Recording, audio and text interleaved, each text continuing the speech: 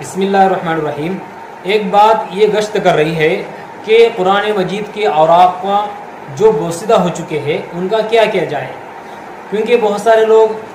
قرآن مجید جن اوراق پر جن کاغذوں پر لکھی ہوتی ہے ان کاغذ میں ناشعور والے بچے اس میں منجل لیتے ہیں، گل لیتے ہیں اور استعمال کرتے ہیں، یا اسے قرآن مجید کے ان اوراق کو جلا دیا جائے یا کیا کیا جائے، اس بارے میں ایک بہت ہی اہم سوال ہے جو میں آپ کے سامنے ابھی پیش کرنا چاہتا ہوں۔ تو اس کا مسئلہ یہ ہے کہ جن کاغذوں اور اخباروں اور رسائلوں کے اوراق پر آیات قرآنیہ لکھی ہوئی ہو یا مباحث وہ مسائل شرعیہ یا احادیث مبارکہ تحریر ہو، تو ان میں منجل یا گل یا کھانے پینے کی کوئی بھی چیز رکھنا یا اس کے ذریعے سے پڑیا باندھنا یا کاغذ میں اس کو بند کر کے کسی گراہک کو دے دینا یا اس کو بلا وضو چھونا یا راستے میں کوڑا کرکٹ کے جگہ پر ڈال دینا یا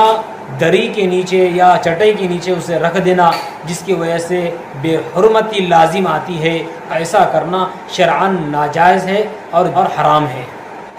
اور دوسری بات یہ ہے کہ قرآن مجید کے بوسیدہ اوراق کو جلانا شرعاً درست نہیں ہے۔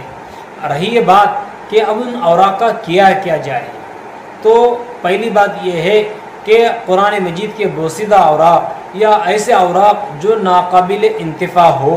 ایسے اوراق جس سے فائدہ اٹھانا دشوار ہو، جس سے فائدہ اٹھانا مشکل ہو جائے، بوسیدہ اوراق سے عام طور پر مشکل ہی ہو جاتا ہے، اس لیے ایسی صورت میں ایسے اوراق کو کیا کیا جائے۔ تو مسئلہ یہ ہے، دو مسئلے ہیں۔ پہلا مسئلہ یہ ہے کہ اسے قرآن مجید کے بوسیدہ اوراق کو جو ناقابل انتفاع نسخے ہے ان نسخوں کو ایک پاک کپڑے میں لپیٹ کر قبرستان میں اسے گڑھا کھود کے دفن کیا جائے، ایک طریقہ یہ ہے۔ دوسرا طریقہ یہ ہے کہ قرآن مجید کے بوسیدہ اوراق کو ایک پاک کپڑے میں لپیٹ کر اور اسے ایک بہتے ہوئے پانی کے اندر بہتے درے میں ڈال دیا جائے۔ یہ دو طریقے ہیں قرآن مجید کی حفاظت کے۔